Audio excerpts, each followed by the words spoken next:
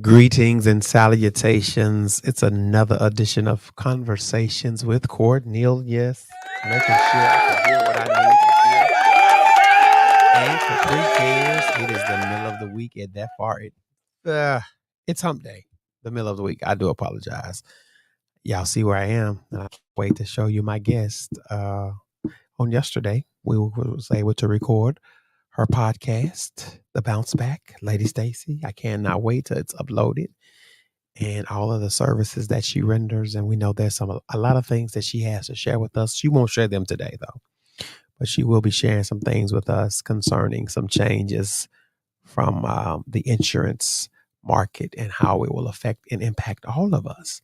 So without further ado, I am in church. I would say from after the next election from the choir. I don't think Stacey's going to sing. Are you going to sing, Stacey? No, I'm not going She's to not going to sing. You're not going to sing? I can't sing. Huh? You're not going to sing? No, and I can't. Why not? I can All sing. right. Well, let's bring her on, y'all. You know, it's only one way to do this. Da-da-da. Look who's with us. Yes. Hello, yes. hello.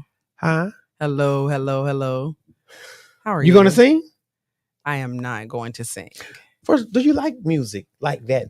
Are you that fond of music to sing? Oh, I love music. I sing all the time. Sing. I cannot sing. You have a nice tone. I've heard that. Perhaps if I took some singing lessons. Why don't you take some? What's the problem? You wouldn't do that? I've never had an interest in singing. I think I'm probably almost tone deaf, but I sing all the time though. We can be tone deaf. So at the bottom of the screen, as you can see, how to walk while wounded. I've been talking about that all week on Capri Cares. Yeah. And Conversation with Cornelius. I'm blending the two so I can do some different branding in the upcoming year, and I'm working on something. And I thank you for your inspiration to keep me on my toes. So absolutely. Being the life coach that you once were and going to get back in that space. Don't do that. Why you do that? What did I do? Why you do that? We got to get you back in that space. Right? Okay, sure. Absolutely. That's what it is. I'm going to, what did I do with that? Yes. What did I do with that? So tell me, how's your week been? What have you done that was impactful and significant? Oh my goodness. This week has really been filled with work. Oh, yes. That's impactful and significant. It is very much so. Mm-hmm. Yeah. Did some trainings this morning. Yeah. Yesterday morning. Yeah. The days are blending at this point. They blend. Yeah. So. Because what is today? October 2nd. Right? The 2nd. Hump day. Yeah, Hump day. You remember the group Digital Underground? Through the Hump. Yes. Yeah. But what was his alternate name? Because he was like Shock G. Yeah. You remember that? Yes. Oh, wow. Yeah. That's what he we had came his up on. two different personas. Yeah. I love that. You love that. I do. Got you.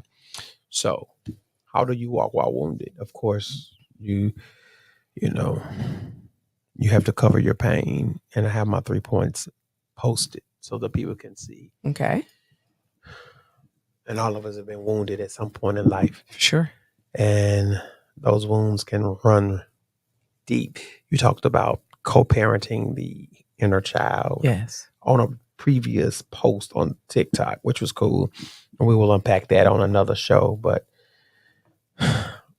because of what happened to me, nothing bad, but just I had to change my pace. So you want to elaborate? I will. Okay. I will. But right now I'm learning how to medicate that which is hurting. That's a really real space because we all know you can over medicate or under medicate or medicate incorrectly. Yeah. And I've learned that when you have wounds, and mine is not bad, but they have to air has to hit them, and you have this, Yeah. So, but how do I air out my soul? Oh, yeah, I'm serious because that's what, as you would call, delicious. It is such a great topic. I'm serious. How do you air out your soul? Because I'm learning how to medicate. I'm covering my pain with the medication. I'm medicating my soul that has been prescribed. Oh. Okay, so let's talk about the prescription. Yeah, that was prescribed. Okay, so now Okay, we're talking about the literal and metaphorical wound. Right. So there is an actual physical wound that you have prescribed medication. But what happens if you decide not to use the prescription that has been given? You don't heal. And you probably could damage things even further because of your, can we call it being insubordinate? Yes, or disobedient. Yeah. I don't want to use that term since we're at church. Yeah. Well, I think it's even more relevant. I think it's even more relevant here in the church. You could be disobedient. Just say insubordinate. What do y'all think? So I'm learning to cover my pain. I'm medicating it, and medicine has to be taken. Yeah. And some of us are not good at, just taking medicine. I don't know where that came from. We just don't. Yeah. That's not something we do. We ignore it. Okay. I didn't want to say that, but you did. I'm saying it. Yeah. As a people, we tend to ignore it, put it to the side, get over it, suppress it. Don't think about it. Get through it. But then I medicate it with something else. Absolutely. Which could be a deterrent to my healing, because now my coping mechanism has an adverse effect on my soul. So now I get into a lot of mischief. Yeah. And those type of behaviors, which are, I don't even know the word, because let's just say they're dangerous. Yeah. You can use unhealthy behaviors to try to heal the metaphorical wounds of past traumas, things that you don't want to talk about because they might cause you too much pain. But you have to, as you say, give it air so it can heal. Give it air. Got to give it air. You have to talk about it in order for it to heal. And we all walk through this life. We've had pains, traumas, experiences, divorces, breakups, parental deaths. We've all had something that has occurred into our lives, but oftentimes we don't give ourselves enough time to grieve, and we force the healing process. And healing of a soul wound can't be forced. Of a soul wound? A soul wound. Okay. Can't be forced. No. Okay. Healing takes time. So secondly, after we medicate and we know the healing takes time, we manage. We got to manage with this pain. Like this is a new pain. Yeah. The pain points are different. And I know even healing is painful. Yeah. The pain is an indicator that sometimes something is healing. Yeah. It is. So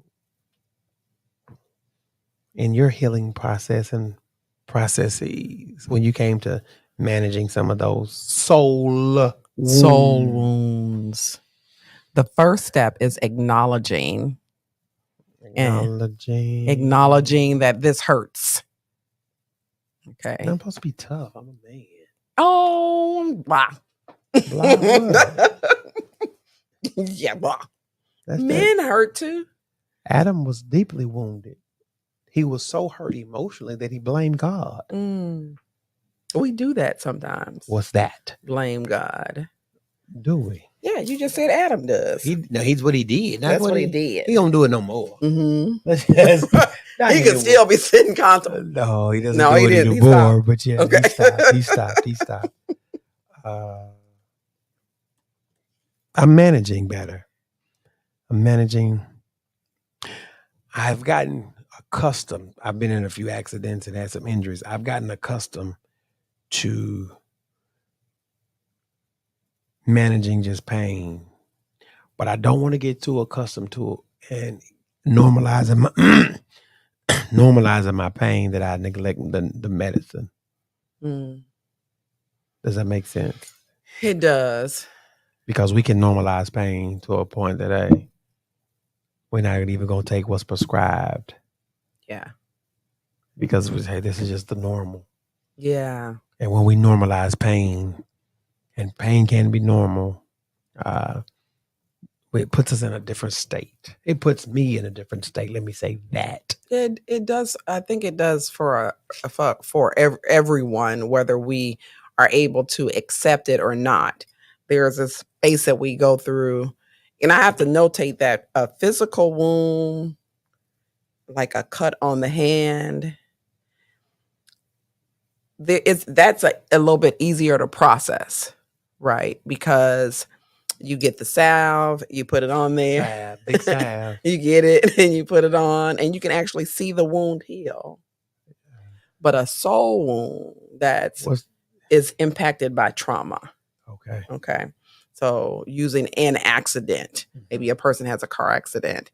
The physical wound may heal externally, but the action of, as I was driving and the car came from nowhere and I could see the car head on and what flashed before me, that's a spirit wound that needs to be healed. And you have to talk about that and say, as this was happening, I felt this flash before my eyes. And that causes me some pain.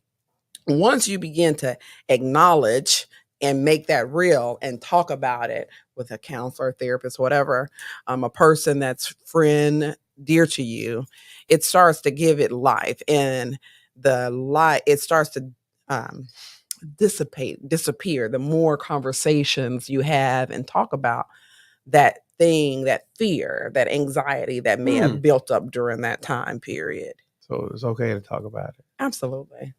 Yeah. With a trusted person. Not what goes on in this house stays in this house. No. Yeah. It might stay in the house, but we're going to talk about it outside the house. Yeah. On somebody's couch. Yeah. Somebody, somewhere. Or a good friend that can hold space. Who can hold space. Yeah, that holds space for you. Yeah. Okay. So I'm covering my pain. I'm learning to cover it. I'm learning to medicate it. I'm learning to manage it. And thirdly, the mascara. Okay. Tell me about the mascara. Since you are female,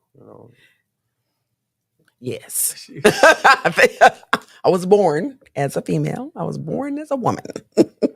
The mascara. Okay. What is mascara good for? Several things. I only know that put on my little eyelashes and make them long. Yeah. So you change the appearance. Yes.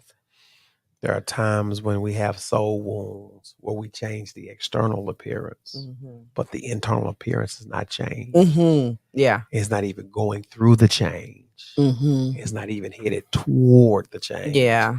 It's not even embracing the change. You just mascaraing the outside. Yeah. Yeah. So people think, well, Stacey's cool. No, Stacey's not cool. Yeah. Stacey is damaged. Yeah. Like you're done. Like you have ready to throw in the wife. Throw in the towel. Yeah. And you've thrown it in, and people are like, well, last season I didn't even know you.